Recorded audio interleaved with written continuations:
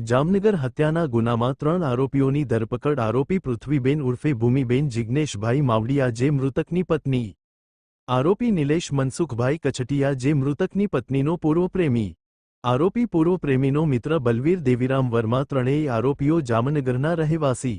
2 વર્ષ જૂની હત્યાનો ભેદ પોલીસે ઉકેલ્યો। પત્નીએ પતિને ઝેરી પદાર્થ આપીને હત્યા કરી હોવાનો પોલીસનો આરોપ। હત્યા બાદ મૃતદેહને 12 ફૂટ ઊંડા ખાડામાં દાટી દેવાયો હતો, જ્યારે પત્નીએ મૃત્યુક ભાઈને એમ જણાવ્યું હતું કે તેઓ ઓસ્ટ્રેલિયા ગયા છે।